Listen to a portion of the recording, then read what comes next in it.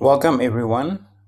This is an online presentation of our job creation project, which we are calling the UTNEC Digital Tourism Livelihood Accelerator.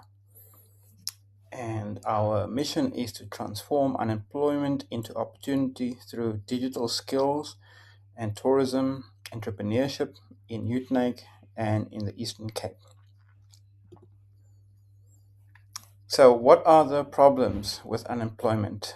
The first one I've identified is that people usually do some training, get an education, get a certificate so that they can get a job. And the whole school system is designed this way. You go to school, um, you go from uh, primary school to high school, from high school to college or university to get some qualification, some piece of paper, which in theory helps you to get a job. The second problem is um, most manufacturing businesses in Uitenhage and Nelson Mandela Bay, and even in broadly in South Africa, are really struggling. And many local engineering and manufacturing companies has closed down in the last 30 years, mostly due to cheap imports from China. So we cannot compete on manufacturing anymore, and the solution to that is to focus on services. Another issue I found is that the local economy loses the economic contribution of people after they finish high school and they start working. Well, especially if you study and you get some qualification and then you cannot find work in the local area, um, and then you have to leave Uitenhage, leave Nelson Mandela Bay, leave the Eastern Cape, and you end up in Johannesburg, Gauteng, or Cape Town, or even overseas. And the salary that you then earn gets spent in that city that you are living in. The rent that you pay, the food that you buy, the transport, the car, and if you start having a family, sending your children to school, all of that happens in that city, and you do not, or you are not able to make any direct economic contribution to your hometown. So, with our project, by doing work online, you can work and stay in Uitenhage and in Nelson Mandela Bay, and you don't have to leave to another province, another city, or another country. So why Uitenhage and not Kariega? Well, if you look at Google Trends for what people are searching for, about 4 times more people still are searching for Uitenhage and not Kariega. So if we are going to do online work and we want to create awareness online, we need to use the name Uitenhage, which is much older and much more familiar and much more commonly used by everyday people. So more details about youth unemployment crisis. So Uitenhage has about 330,000 people, and it would it's Nelson Mandela Bay has 24% unemployment, but we all know that youth unemployment would be much higher, and we estimate, or I estimate, that the youth unemployment in Uitenhage would be over 50%, and in the townships maybe over 60, 70%, simply because lack of education, lack of skills, and also lack of actual employment opportunities locally. Um, So South Africa's youth unemployment stood at over almost 5 million in 2025, and educational credentials alone no longer guarantee employment. Graduates struggle because they lack the right skills and employers need. So now we will discuss 5 different ways that you can earn an income online after going through a training program that we will guide you with. The first is the tourism and hospitality opportunity or pathway. The goal is to train 50 people as tourism ambassadors, with mostly by focusing on the Airbnb app. Airbnb is uh, an app and a website and a platform that has been around for many years now, more than 10 years. I have personally used it very successfully, both when I'm traveling as well as hosting in Newtonek and also when I was in Beijing, China.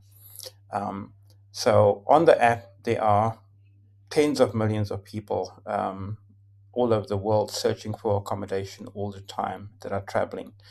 A lot of short term travelers, like maybe 2, 3 days, 5 days at a time. And in South Africa, I would say there are probably tens of thousands, maybe even hundreds of thousands of people who are using this app to look for accommodation or places to stay um, wherever they are traveling. And what is really great about this is when the person books, you can approve or decline based on the person's profile.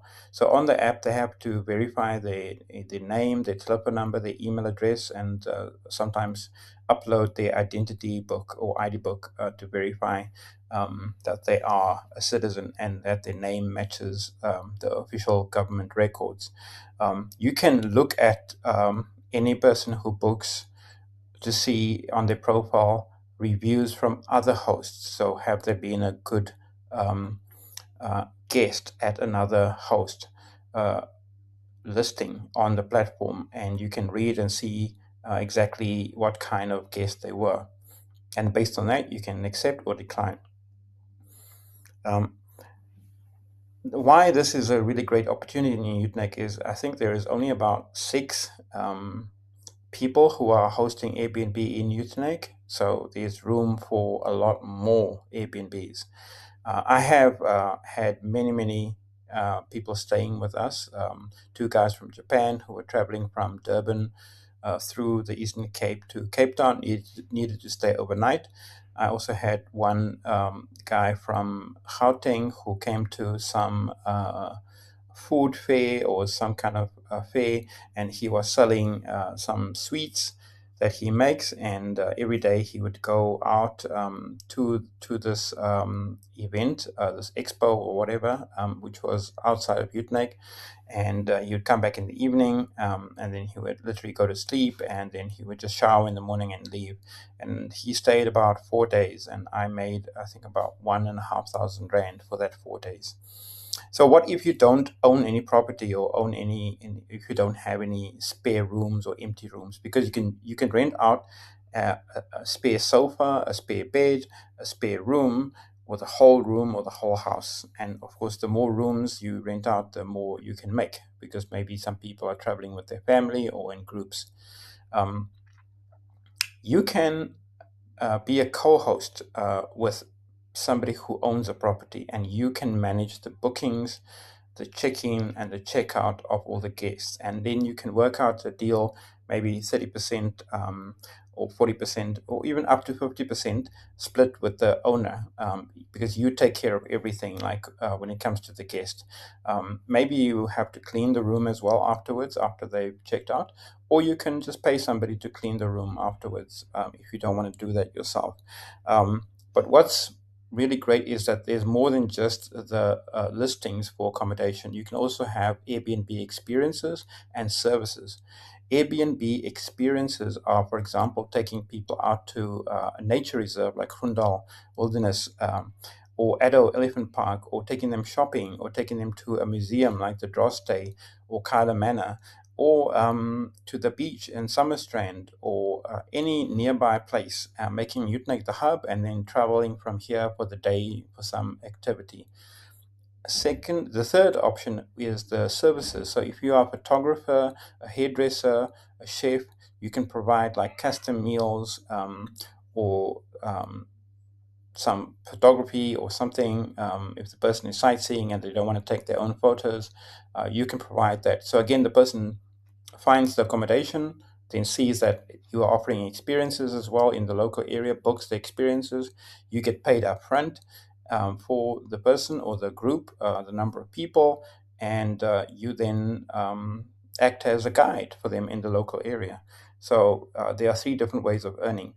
Besides the Airbnb training, there will also be a course called SA Specialist through the SA Tourism, which is an online course that you get to know more about tourism in South Africa.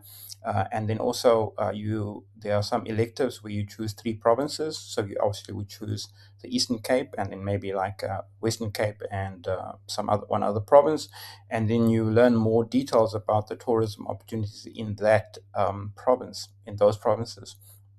So this gives you some credibility if you act as a tour guide or a guide. It's not a formal tour guide certification, which you need to do through a college. This is a short course that you do online, and you get a certificate, and then you also get listed on the SA Specialist portal as one of the people who have completed the course. So the second and third pathways is community manager and virtual assistant. So community manager is, for example, managing a company or a small business social media community. So that would be their Facebook page, their Instagram, their TikTok, maybe also their Google listing. If people are searching in the local area on Google Maps, there is a listing for the business, for the organization, and that needs to be managed. So what it involves is things like managing the customer service. So any complaints, any questions, you will answer quickly. And the faster you answer, the better response you'll have from the client to actually buy the product, buy the service, whatever it is that the business is about. And there's a specific course on Google Business, which is maybe about 1 hour long that you can learn. But a lot of it will be, the training for this will be around social media, like knowing how to use Facebook and Instagram and all other social media. More effectively, because besides managing the customer service and the customer complaints, maybe you also create content. You know, the business owner or manager sends you like some photos or some information, and you turn that into some posts. And there's an app that we will be training you on called Canva, which is a free app. In fact, I'm using Canva to present and record this presentation.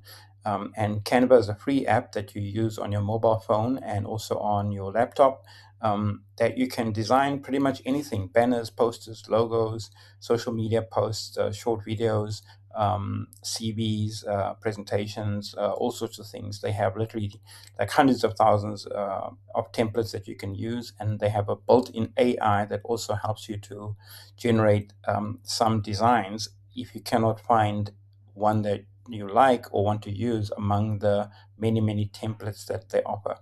So virtual assistant, which would be slightly more different, where you work with a particular business owner and you act as the assistant virtually.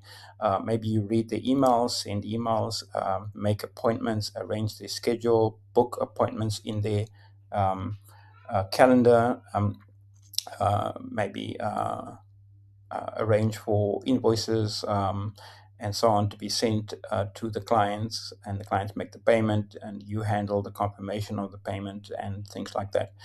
So this might be a really interesting way for you to build a relationship with a particular business owner that could actually hire you into a full-time position if you do really well. But because it's virtual, it's online, so you need to be familiar with using like different kinds of online tools. You know, like Gmail would be really popular, and also like Google Drive to share documents between you and the person that you're working with.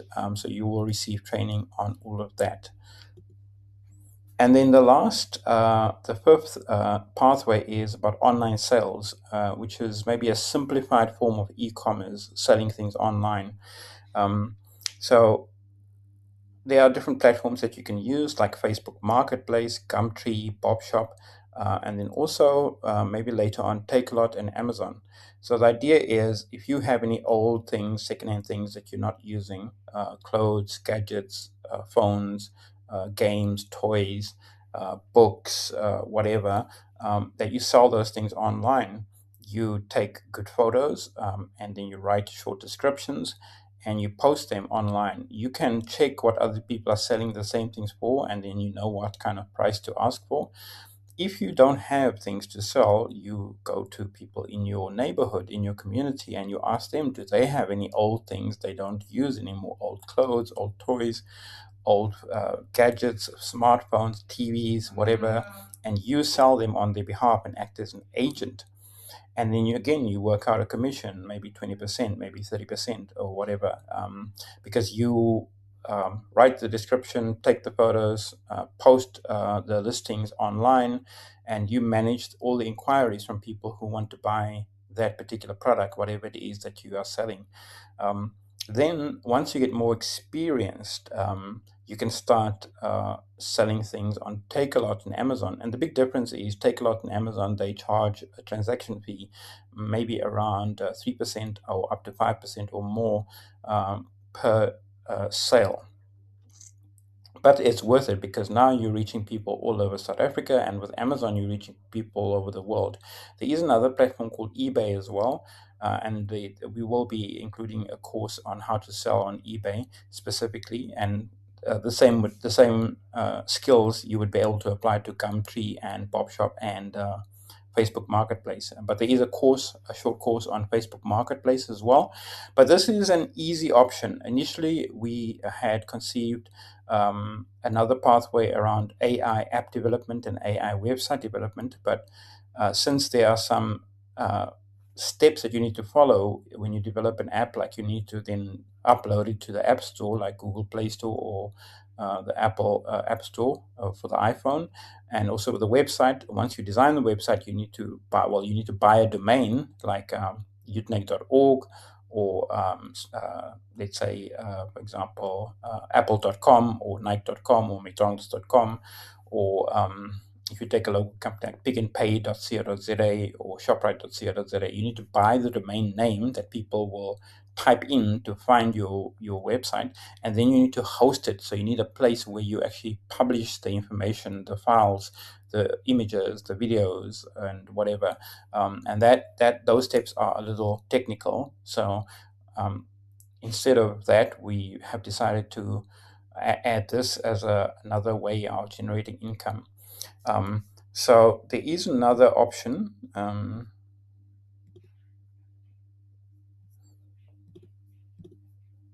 which is yes. Oh, actually, the last one is the online English teaching, or online teaching really is the fifth pathway.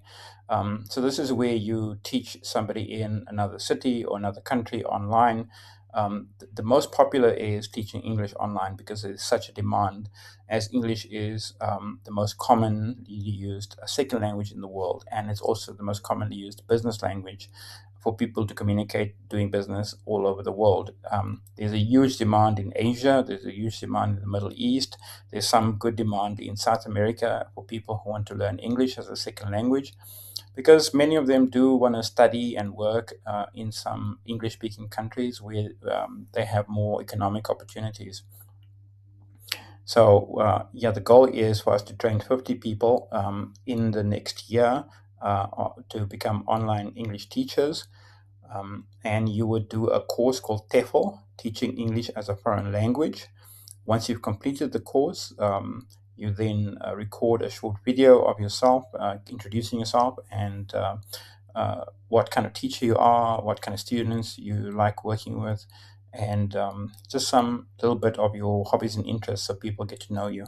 And there are different platforms that you can use, like italki, Preply, Cambly, and so on, that you can find students. There are already many students on these platforms, and in the beginning it may be difficult, so you may need to start with a lower rate, like let's say 50 Rand per hour or per lesson, and then you can increase it to 80 Rand, 100 Rand, and more as you get more experience, as you get more students, and also as you get reviews.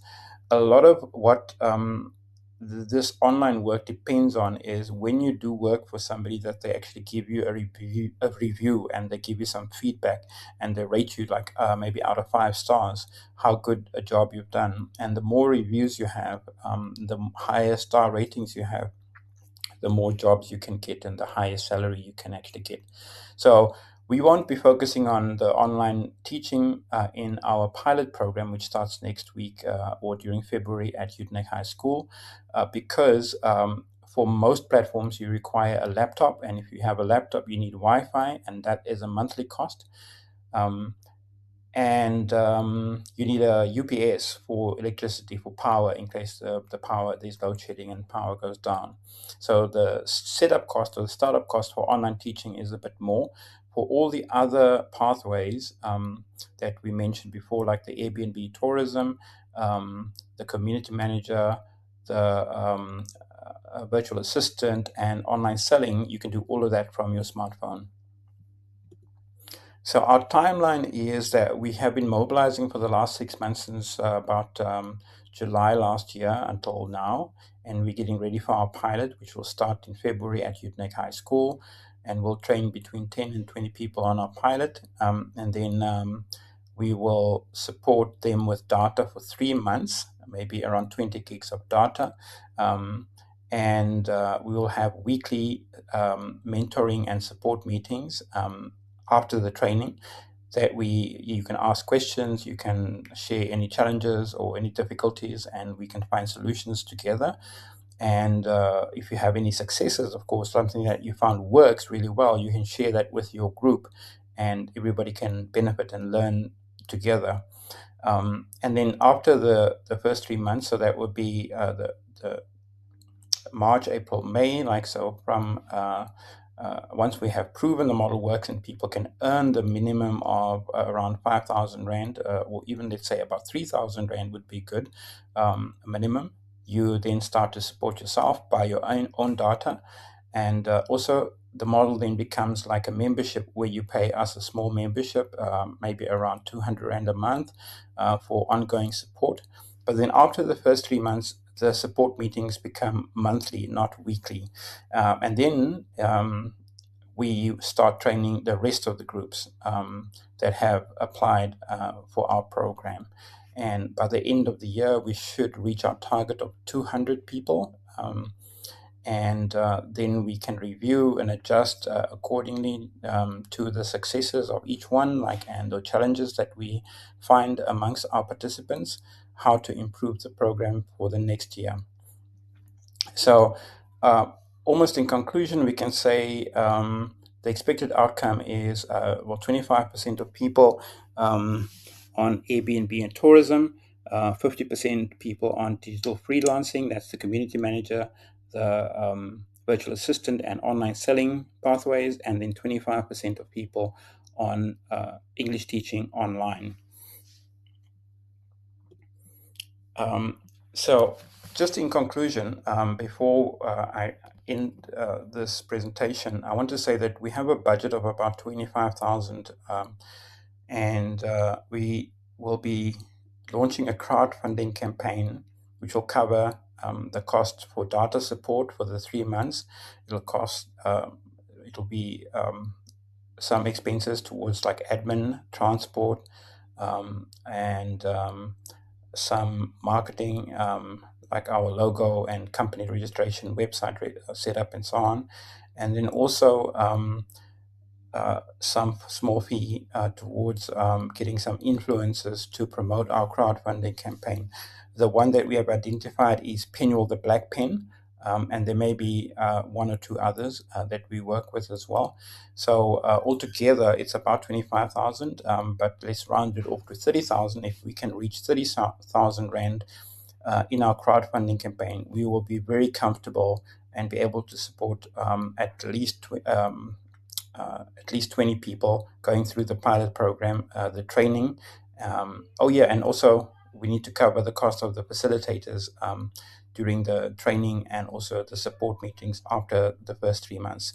So we do expect everyone who joins the program to help us to promote the crowdfunding.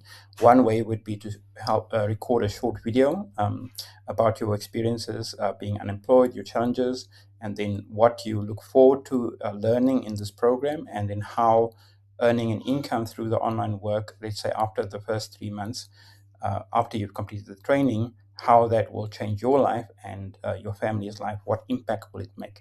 So if you would like more information, please reach out to our public relations manager, Roxanne van Rooyen.